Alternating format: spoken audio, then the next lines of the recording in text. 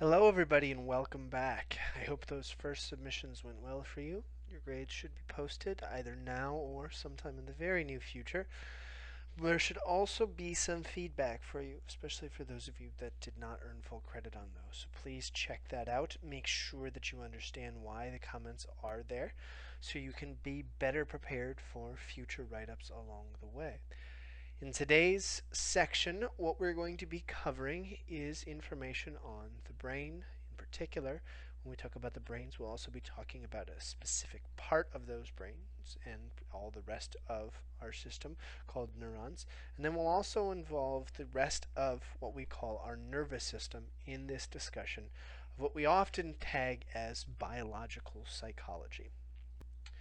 To introduce the first part of today's class and to get a sense of why it's so unimportant to understand it, what I thought we'd do is a couple activities. Now, again, I can't control whether or not you actually participate in these activities, but by doing it, it should increase your understanding of these topics. The first activity I want you to do is fairly simple. What I want you to do is think back to when you were in high school. Or if you are in high school, think back to when you were in junior high. And I want you to think of a person that was considered probably your best friend for at least a period of time during that experience. If you've had two best friends, just pick one. It doesn't really matter who it is. But I want you to think of that person's name, and I want you to, in your head, not out loud, but in your head, scream that person's name exceptionally loud. I'm guessing, as you're doing it, that all of you probably were capable of doing that without any challenge, even though probably most of you have never done that before in your life. The next thing I want you to do is clap with me. Now, if you're around people at a coffee shop, you don't necessarily have to make noise, but I want you to clap with me as I tell you to clap. I'll do a very specific beat, so you should be capable of clapping at a fairly normal pace. Again, I can't control if you're doing this. Don't embarrass yourself around people, but if you can, try it.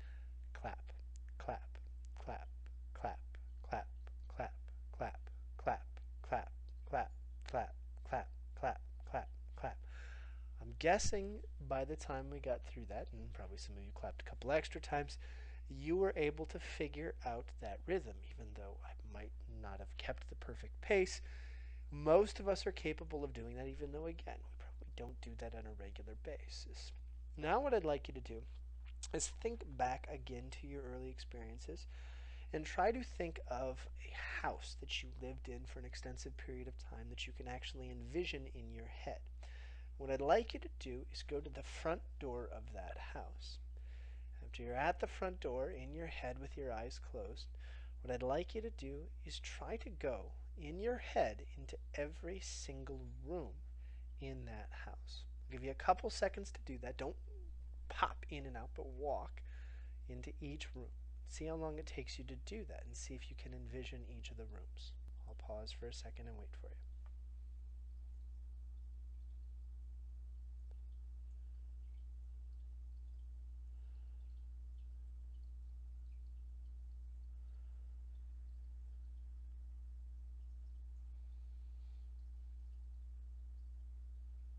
Now, if some of you were living in one-bedroom houses, you're probably wondering why I paused so long. For those of you in mansions, I'm sorry I rushed you. But for most of us, we probably were able to get through that entire house at this point in time. And the ability to do that, again, is really, really impressive, even though we don't necessarily think about it on a regular basis. Now, we do one last task. There's a maze in front of you. What I'd like you to do with your head or with your finger is run through that maze. See how long it takes you to get from the beginning to the end.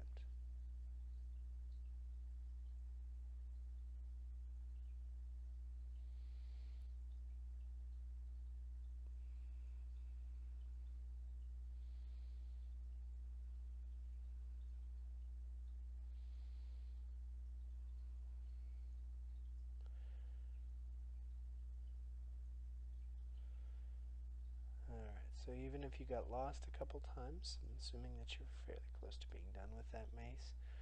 And again, this task, which all of us can do, which seems fairly simple, It's actually exceptionally complicated. It's something we tend to take for granted because to do this, we require a very complex system that we call our nervous system. And for centuries, philosophers and people that called themselves psychologists were baffled as to how we were able to do these exceptionally complex behaviors that we take for granted on a daily basis. When we look at how we were able to do these things, there are a number of different theories that have been proposed over the years, some of them by philosophers, some of them by psychologists. Some of them were embedded in slightly scientific approaches, others had nothing to do with science. But all of these theories were used as a way to understand how we were able to do those extremely complex tasks that, again, we take for granted. One of the more prominent theories that started popping up in Europe a couple centuries ago was something we called the humors theories. In essence, they proposed that maybe what's going on within each of us is that we have four prominent liquids that all interact with each other in very interesting ways to create things like our personality and even our basic daily reactions. What humorous theorists argued was that if somebody was displaying a particular type of mood, or if somebody was reacting to things inappropriately, then what was probably going on is that their balance of liquids was not sufficient. And what they would need to do is find a way to get at one of those four liquids, which we call black bile, yellow bile, blood, and phlegm. And these four liquids were kind of let from individuals to balance them out in order to create a more harmonious individual. No real research supported this idea necessarily, but it led us to think about how our bodies might be controlling some of the functions of the mind. And oftentimes, humorous theorists interacted with other types of theorists that were out there to explain the basic behaviors that we were capable of doing.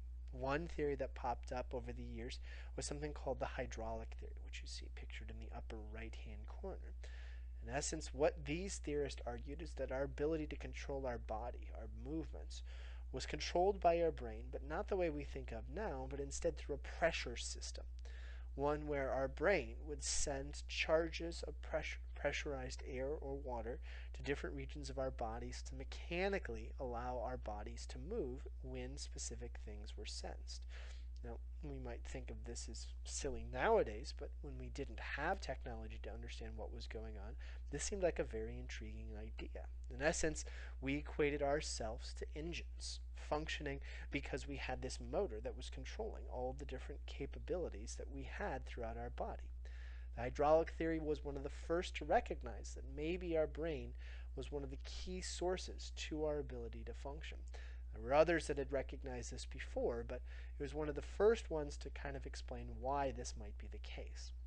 Another theory that often accompanied / competed with the hydraulic and humorous theories were spiritual theories. In essence, what a lot of psychologists and philosophers in many different cultures proposed for centuries was that the mind was something that was completely devoid of the human body. That there was no way to get at your memories, to get at your thoughts and explain how you were doing things, because in essence, there was no physical thing that was causing these things to occur. Instead, it was some essence that we all had that was allowing us to do all the different tasks that we discussed earlier. So, what does actually happen? What allows us to do all of the different tasks that we did and all the other tasks that our mind is capable of doing on a regular basis without us even really thinking much about it? Well, a number of researchers over the last couple decades, or I would say even centuries, have come up with some really interesting techniques to allow us to understand the mind at a much deeper level. And one of the first people that allowed us to get a real clear sense of what could possibly be behind all of these different functions was a man named Camillo Golgi. And Golgi wasn't necessarily set out to answer this question of the mind, but instead, what he was interested in is looking at the skin of a human being, and in particular, tiny slivers of skin throughout the body.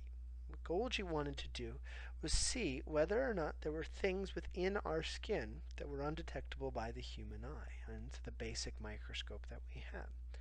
So what Golgi did throughout his career was work on different stains. In essence, he would introduce elements or metals or chemicals into grafts of skin to see what would emerge when he injected those particular stains. And one stain that was very effectual at revealing things that we had never seen before was something he called a silver stain. Essentially, it was a silver alloy that he injected into grafts of skin of body parts and skin in general. And what he found in these grafts was something very interesting. Each time he would introduce a silver stain into the skin, he would get a picture, like the one you see in the lower left-hand corner, of something that looked almost like a web. And this web was not something that could be detected with basic microscopes or anything that we had at the time. But what he knew he had here was something very unique. He didn't quite understand what it was, but he did recognize that whatever it was very big, because the connections, the path, the intricacy of this could not just be random chance. So he presented his ideas to the scientific community, and a lot of people started looking into what Golgi had stumbled upon in his research. And one particular researcher, Ramon Cajal, thought that what Golgi had found was actually an explanation to this mind question. Cajal thought instead of it being just this neat, intricate web, it was actually the highway for what we later called the nervous system. In essence, it was pictures of very, very important cells that allowed our brain to communicate with our entire body. And what Cajal did then was start to design better stains, better images to prove this particular idea. One of the classic examples of one of Cajal's stains was one that you see in the right-hand corner of this slide. What Cajal showed with these stains was that if we take apart a person's brain, it's actually like a slice, a horizontal slice of a person's what we call visual cortex. It's also sometimes called the occipital lobe. And what we do when we look at these slices is we can see that parts of the brain are organized are organized in very specific ways. Those clusterings are really important. And what he saw later with those clusterings, those different structures, is that they had a very specific feature to them. In essence, they all seem to be the exact same thing. He later went on to call these things neurons. And he thought these neurons were the specialized cells that allowed our brain to both receive and send messages throughout our entire body. Later on, researchers discovered that we actually have between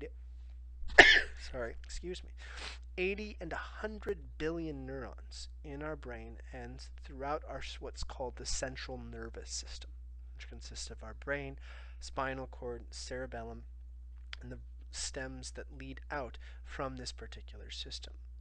He also found in his research, and other researchers have verified this, that these cells are located throughout our entire body. Some areas there's high concentration, in particular in our spinal cord and brain. But there are some areas in our body where there's low concentration. Well, we have some that have surprisingly high amounts of concentration, even though we wouldn't expect it. A classic case of this is usually in our hands, where we have tons of cells that allow us to pick up on all the stimuli that are going on in the environment, but also allow us to move in very intricate ways. Now, what was exceptionally interesting to Cajal and some of his subsequent researchers was that when we look at this particular cell, even though it does a lot of different things, it's fairly simple. It does have different shapes, so some of them are very short, and some of them are exceptionally long. It does have different what we call amounts of branches that reach out, that we'll later discuss as dendrites.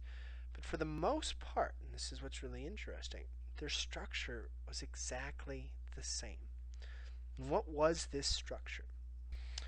When we look at the neuron, what we see is that even though, again, it ranges in sizes, the structure is fairly simplistic. Each cell first has one what we call a cell body.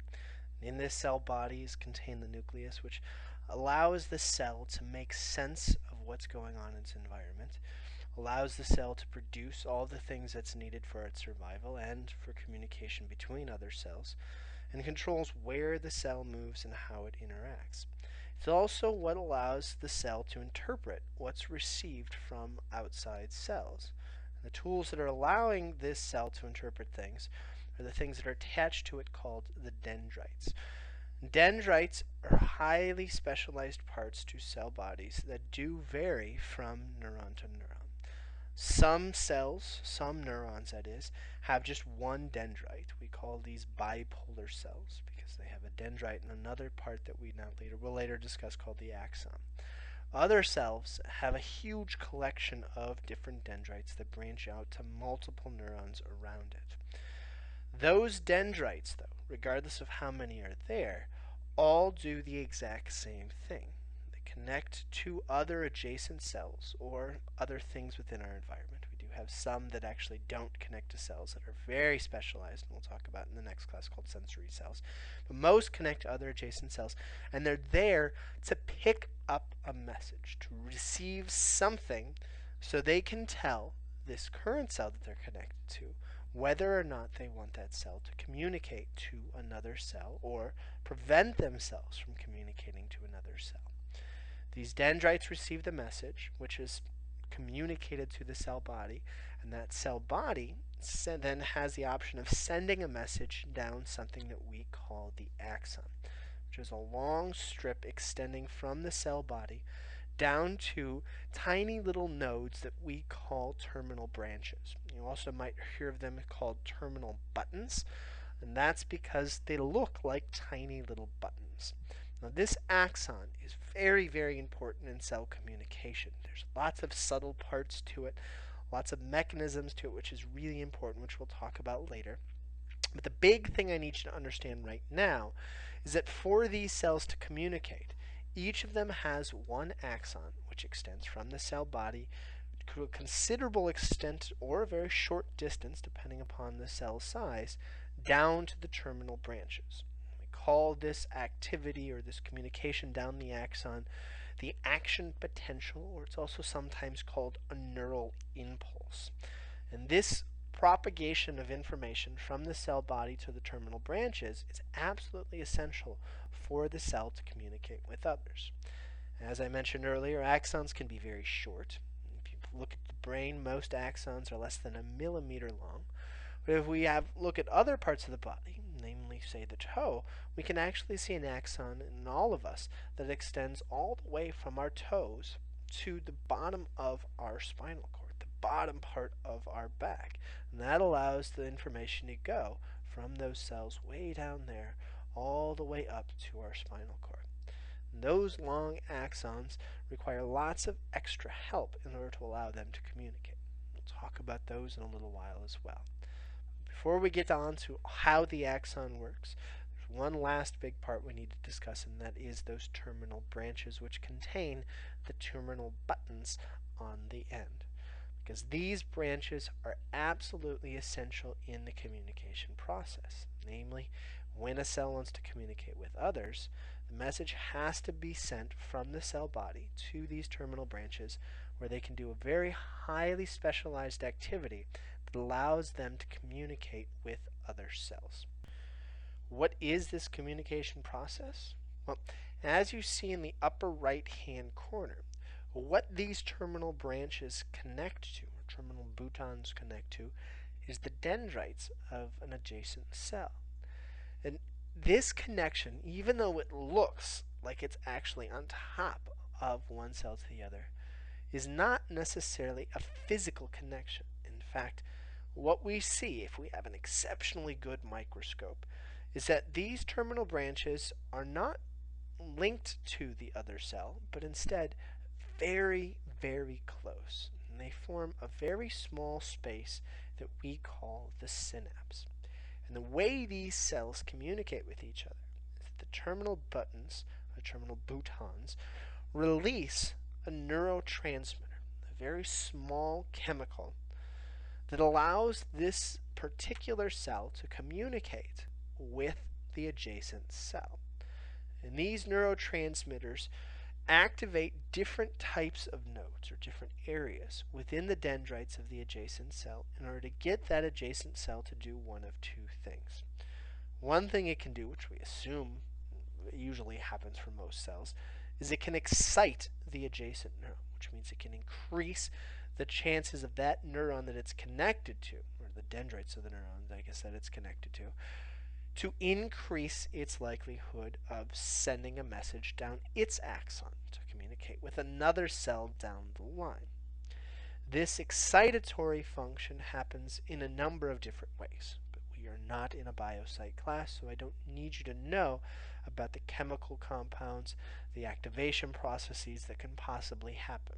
All I want you to know is that the neurotransmitter can sometimes get other cells to increase the likelihood of them, what we call, firing. However, there are some neurotransmitters released that are actually inhibitory, which means they actually reduce the likelihood of that adjacent neuron from firing, actually causing it to essentially be dormant because of the information that's being conveyed. Again, you don't need to know why or how this actually takes place. Just know that causing the other cells to be dormant is something that can happen in this neuron communication process, in what we call the synapse, or the space between the two neurons. And this inhibitory process is exceptionally important, even though we don't necessarily think of it on a regular basis. If you want an example of how this works, I'd like you to take your right or left arm and raise it above your shoulder. What I want you to do first is feel the muscles in the top part of your shoulder. And what you should feel is very flexed muscles. You should feel, even if you don't exercise on a regular basis, some semblance of flexing in your shoulder and possibly even your bicep or tricep. But what's really interesting is that if you slide your hands down to the bottom part of your arm, I don't care how much you work out, what you're going to feel is very unflexed muscles, essentially loose skin for the most of us. And even if you don't feel loose skin, very soft muscle tissue underneath your arm.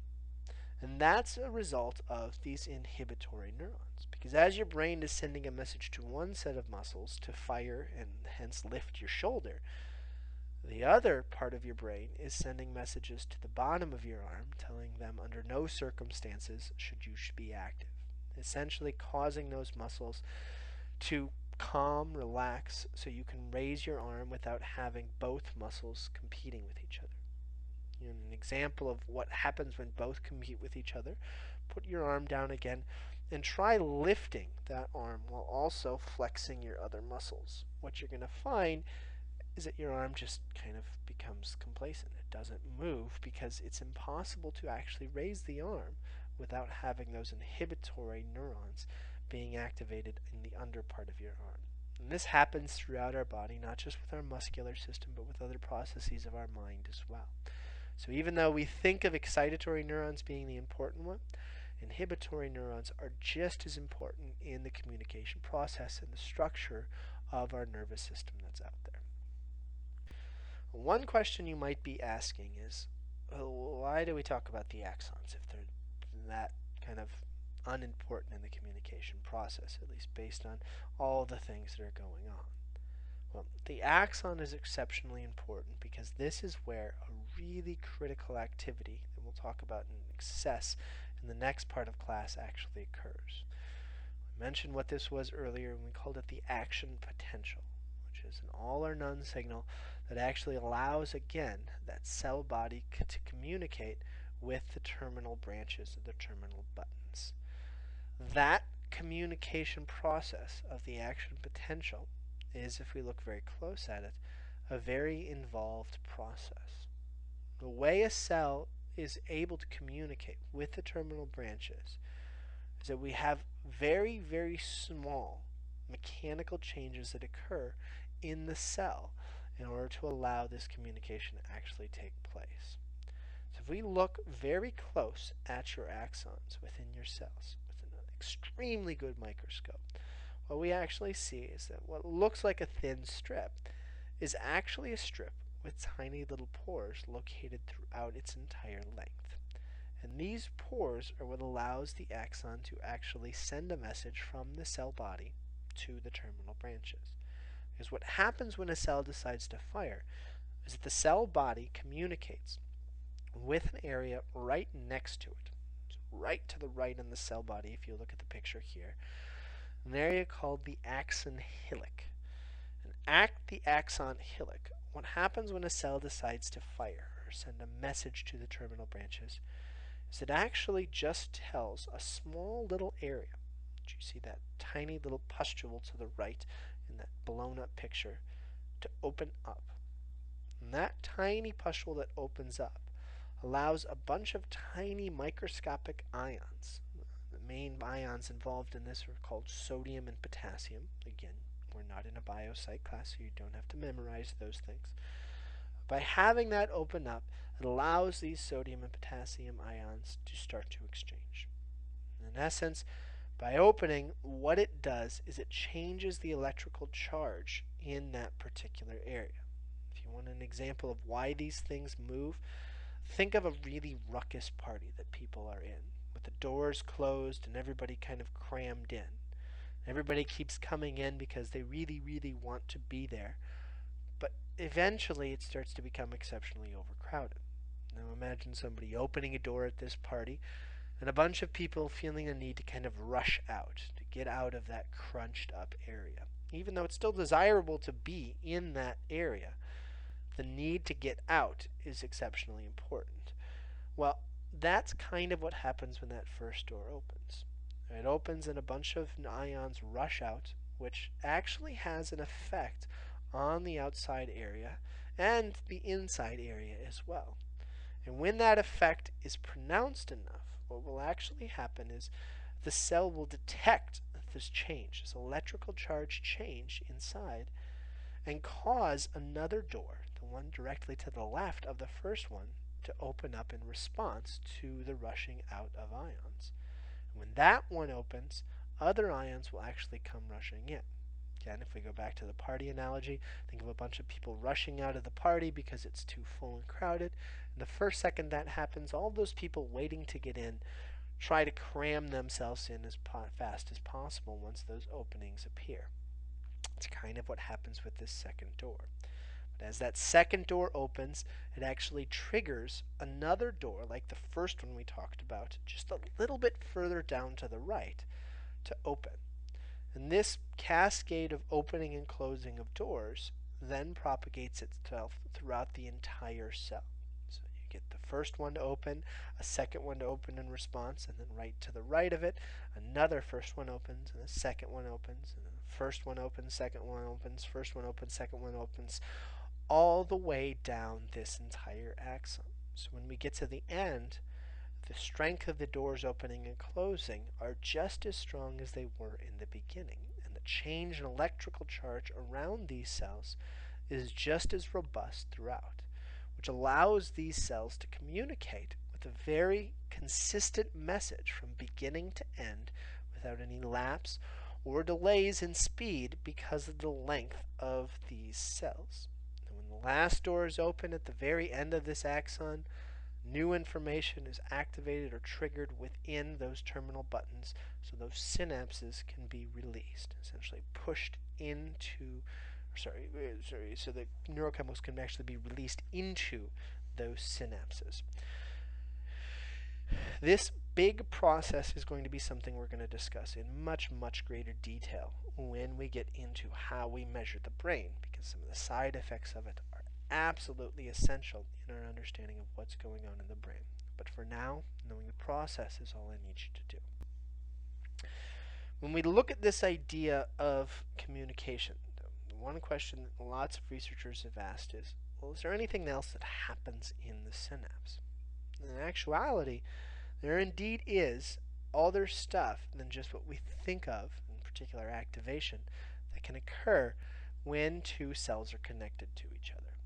So if one cell releases a neurotransmitter into that synapse, and the other one picks it up, it can be activated by either being excited or inhibited. But other stuff happens to those neurotransmitters once they're released. One thing that can happen, which is really intriguing, is something that we call reuptake. In essence, when the terminal buttons of one cell release the neurotransmitter, what they have the ability to do with time is actually suck back up those neurotransmitters that are being released. And this is really, really beneficial to the cell.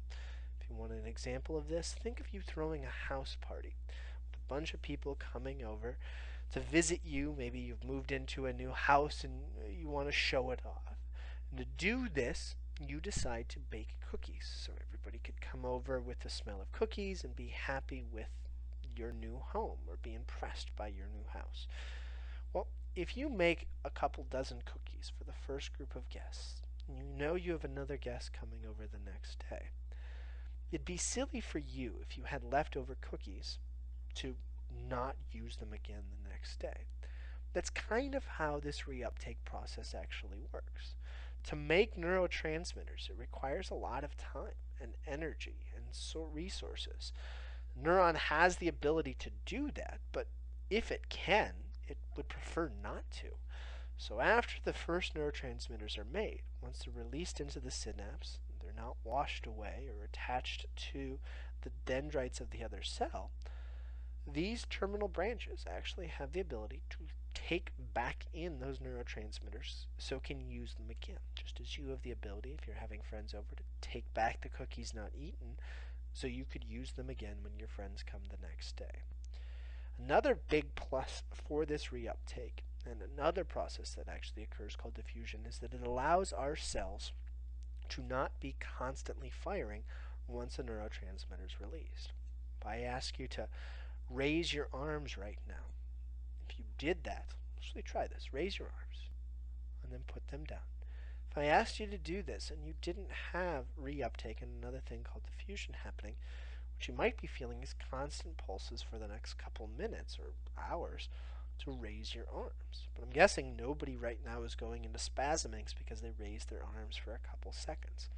So another big benefit of reuptake is it prevents those neurons from continually communicating with each other once the message is no longer meant to be sent. To help in this, another process also occurs called diffusion, where we have tiny enzymes and chemicals that work their way through those synapses in order to clean out the neurotransmitters that are no longer necessary. By having these, our communication not only can happen, but it can happen significantly more efficiently without any accidents or mistakes going on along the way. One thing that's really interesting when we talk about cell communication, which is not actually mentioned in your textbook, is that even though neurons are absolutely essential and really the only tools that can communicate, there are a lot of things that help these neurons communicate more effectively. One thing that allows these neurons to communicate more effectively are collections of cells that we call glia cells.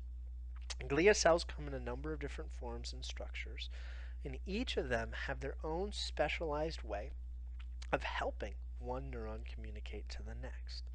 Some of them involve removing waste, or some of them, I guess, are specialized in removing waste.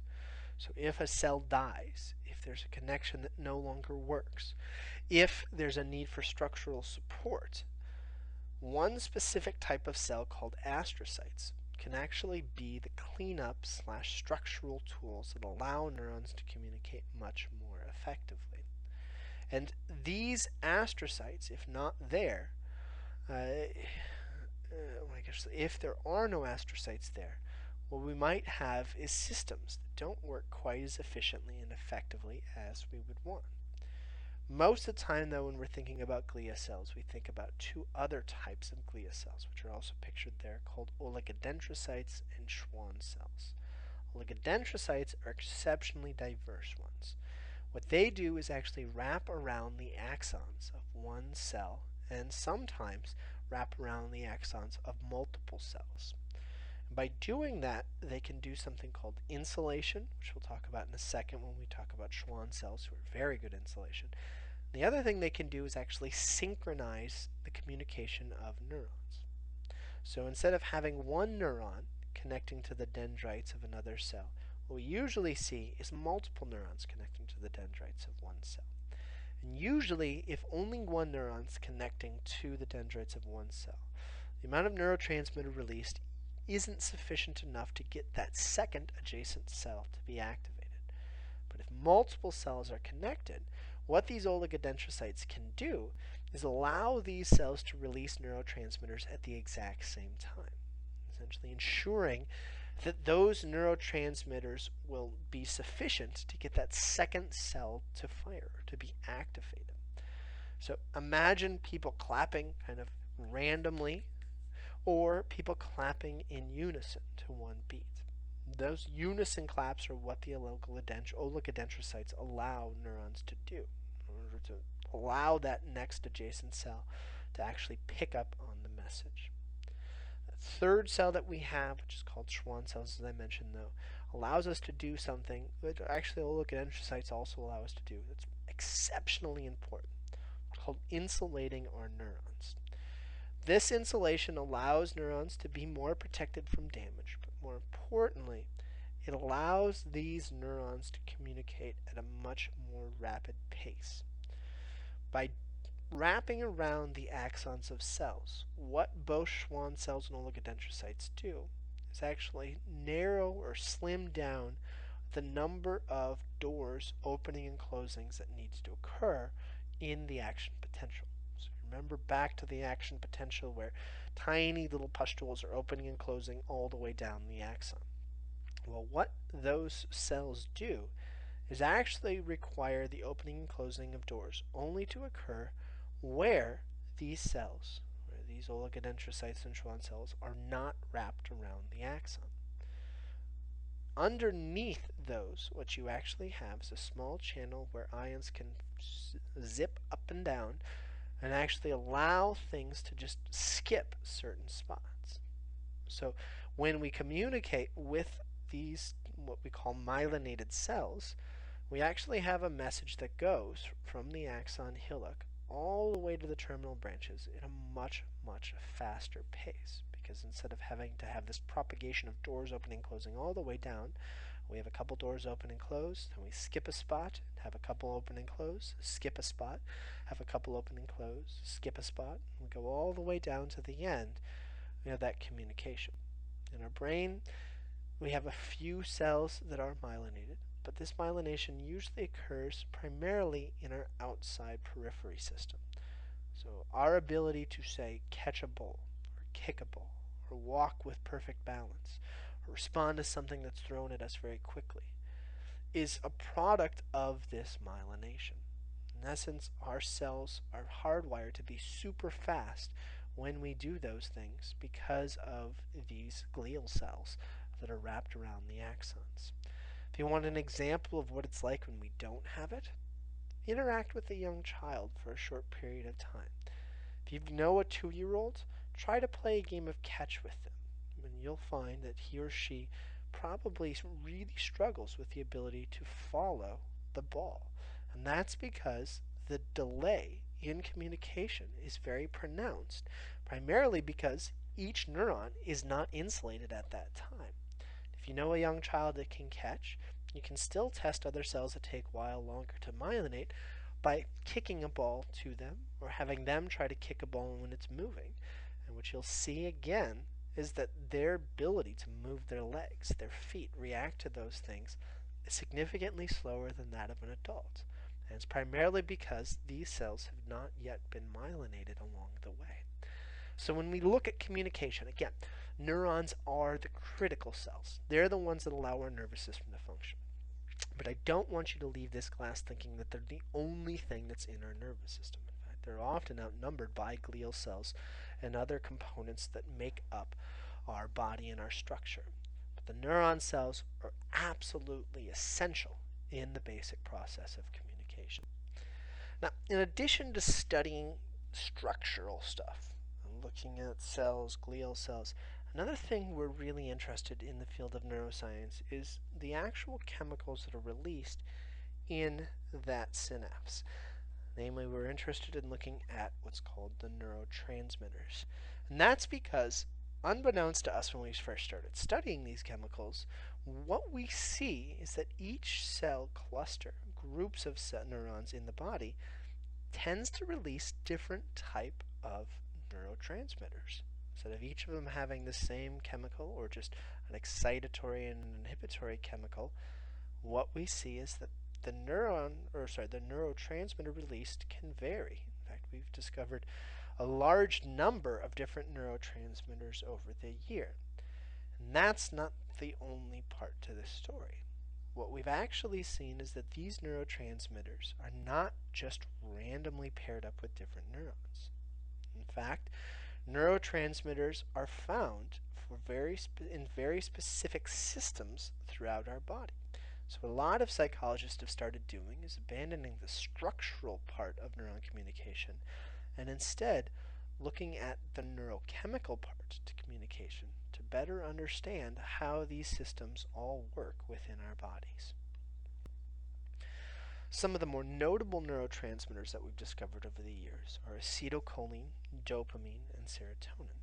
Acetylcholine, also known as ACH, is highly linked to our motor system and the communication between our motor and skeletal muscle system. What we see is that in every physical movement we have, acetylcholine is a primary product of that movement. And what we've seen over the years is that by creating drugs that either increase or decrease acetylcholine levels, we can greatly change a person's motor system functioning. One particular chemical that we've run across over the years that has been extremely important, especially in cultures out west, is a chemical called botulin, which is actually a poison that blocks the release of acetylcholine. Essentially, it inhibits all acetylcholine functioning neurons. And by doing that, what it actually does is it paralyzes the area where this particular drug or poison is actually inserted into the body. Now, for a long period of time, we knew that it had negative effects with botulism and other problems over the years. But nowadays, lots of doctors are actually using this particular poison to their advantage. Again, not as much in other cultures, but in the United States in particular, botulin, which is also used in something called Botox, has become very, very valuable. And what we'll do with Botox is inject people's skin with this poison and temporarily deaden that area. So if you've got a wrinkle on your face, on your skin, they can inject this botulin in, and what it'll do is temporarily deaden the activity in that area. And by deadening the activity, the skin gets to relax, not get flexed, and many, many wrinkles can actually be removed. It seems slightly unethical to inject people with poison, but the discovery of this particular side effect has had a huge impact on a number of individuals. Another really interesting chemical that can be linked to acetylcholine is something called black widow venom, which is extremely prominent for individuals, or I guess important for people in California. Because when a spider, in particular called the black widow spider, bites an individual, what they'll actually do is inject this poison, in addition with some other flesh-eating and nasty side effect poisons, into this individual, that actually causes neurotransmitters, or neurons, that releases the acetylcholine neurotransmitter to flood our system. In essence, what it does is cause overactivity in our motor system. It causes people to go into violent convulsions when this poison works its way through their system. To block it, you need a particular drug that kind of limits or ends this onrush of acetylcholine levels. Now, in addition to linking acetylcholine to our motor system, though, some researchers have started to recognize that it's highly involved in our memory system, and in particular, when we have dramatic decreases in acetylcholine in our nervous system, in particular in an area called our hippocampus, which is linked to memory, we can see dramatic deficiencies in memory ability. And Alzheimer's, the very debilitating disorder, has been strongly linked to these acetylcholine levels. Another drug, or I guess neurochemical, that's strongly linked to specific behaviors is something called dopamine. In essence, most of the time when we see dopamine, we see it in areas of the brain, and in one particular area of the brain called the amygdala, we see it strongly linked to systems that involve rewards. In essence, if something good happens to you, most of the time this amygdala releases a huge amount of dopamine into your system. So if I say you're the most beautiful, wonderful person in the world, boom, you get a huge rush of dopamine into your system. Also, if you take drugs, particular very addictive drugs, you also can be certain that there's going to be a huge rush of dopamine into your system to make you feel like that particular drug is a good thing, no matter what the nasty side effects of that drug actually are. In individuals who have high amounts of dopamine, we actually see symptoms that mimic some of the drugs that are out there. In fact, one particular disorder, which we're going to discuss in greater detail later, called schizophrenia, has been strongly linked to exceptionally high levels of dopamine in people's systems. If you have too little dopamine, you can actually affect a number of different systems. One being your brain's communication with your body. Parkinson's disease, a disease where people have the inability to coordinate systems very effectively and communicate with their body efficiently, has been highly linked to exceptionally low levels of dopamine. But when people do have drugs to kind of counteract that, a lot of those symptoms can be taken away. You just have to be careful with this particular drug because if you get too much, you can actually cause hallucinations and other weird kind of addictive personality behaviors. Either way, we know through these research studies on Parkinson's, schizophrenia, motivation, positive experience, and drugs that dopamine is a very critical neurotransmitter in our system. One last one I want to talk about before we close up with this discussion is serotonin, which is highly linked to wellness and mood, namely negative moods. Large numbers of studies have shown that one of the major disorders out there, which we'll discuss later, called depression, has been. We also know nowadays that serotonin levels are linked to hunger, sleep cycles, and arousal levels. In essence, if you want to be motivated, if you want some type of happiness, having sufficient levels of serotonin is absolutely essential. We don't know if disorders right now are causing low levels of serotonin or low levels of serotonin are causing disorders, but knowing this link is there is something that a lot of psychologists have used as a way to try to cure numerous mental disorders that are out there.